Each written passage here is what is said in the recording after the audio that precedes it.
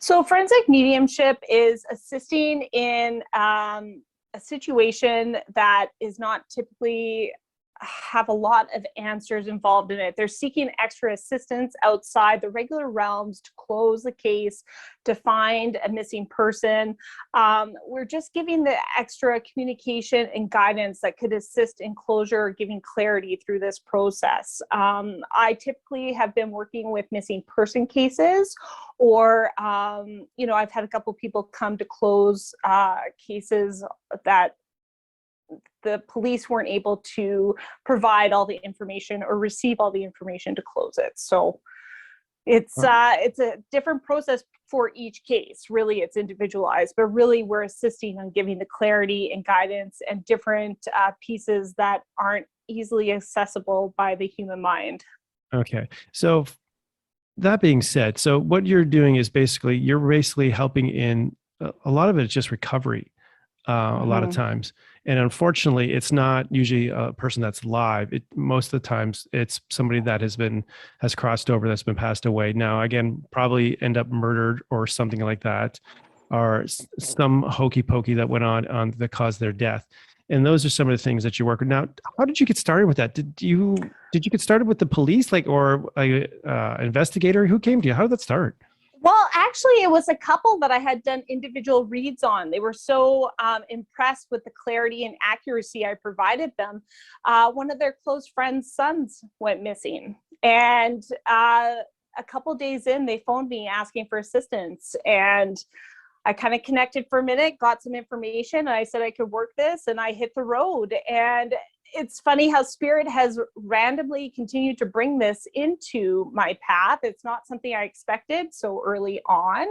And they keep trickling in at different times, different situations. So the first one was a really big case here in Saskatchewan. And it's one that forever is with my heart. It was very significant. And I was really honored to be trusted with that situation. So it just kind of was placed in my path. It's funny how Spirit just says, this is where you're going to be. I always knew it was going to be a part of my path. And I was always kind of expecting in my logical brain to be, when I was very well established in the industry and really strong in a lot of different areas, but they threw it on probably 6 months into my journey. Wow. And that's what I love when you're on the path, is when things rapidly happen. I was talking to medium Jay Lane, and she kind of had the same, the same experience. Is like all of a sudden, she was doing readings, and then all of a sudden she was doing these like large rooms full of people. And it was just like, it just all of a sudden happened. It wasn't like, it was like, oh, we'll just kind of work into it. It just all of a sudden when Spirit says, yeah, and your soul says, yeah, let's do this. And then you kind of go, yeah, I think I'll do this. And you put those combinations together, and look out, shit happens so fast. And I always, yeah. You hold on for the ride. You literally get the phone call. You're like, well, this is it. Yeah. So, hey, if you can, I don't know if you, how much information you can divulge about that, but let's talk about that one big case and, the process of how, it's from, I don't know whether the police were involved with that in connecting with you, or was just an investigation with the family. So walk us through that process and, let's say a family member, how it started with you. Yeah, so the case was very much active. I mean, I walked on to the scene probably 3 days in, and it got a lot. So just hold on for a second. I just want to stop you there. So you're talking about the scene. So you came on the scene. Were you at the scene of the death, or were you just on scene just far as part of the investigation? So at this point, the child was still missing. Okay. So the family asked. So presumed alive. Yes. Alive. Okay. Yes. And I will never tell the family likewise until information is provided. I don't feel that's my job. I always hold hope. And I feel my morals and ethics, I won't confirm that. Yeah. And at this point, I had no understanding, because his spirit was so strong and present with me and guiding me. I got a lot of information afterwards, reflecting everything. But I got onto the scene and I started working with the mom immediately, who was incredible. She and the boy's father were incredibly strong with this child. But I got very strict information to connect with her on assisting on the path. And it's interesting how Spirit provides this information. It's not necessarily in the format that you and I would discuss, clear facts, different information like that.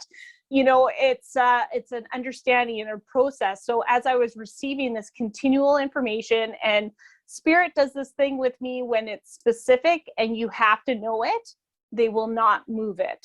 Yeah. They will not shift that. It's just stuck in that, and it's like on repeat, and it's on repeat. Yeah. I have the same thing. Yeah. Right.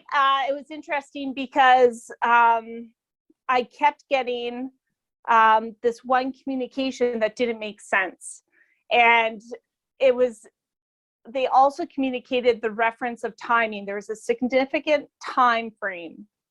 And in this time frame that came, they had positioned me in a certain way, and clarity had come for the parent. And I sent her to the location, and everything came together at that moment. And for some reason, Spirit held me back. Interesting. And it was very interesting because they found him there the next day. Okay.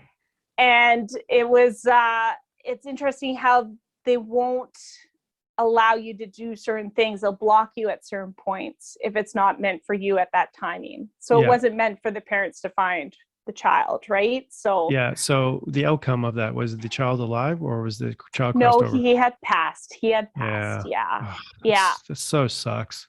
I think I've only worked one case where the client was alive. Yeah.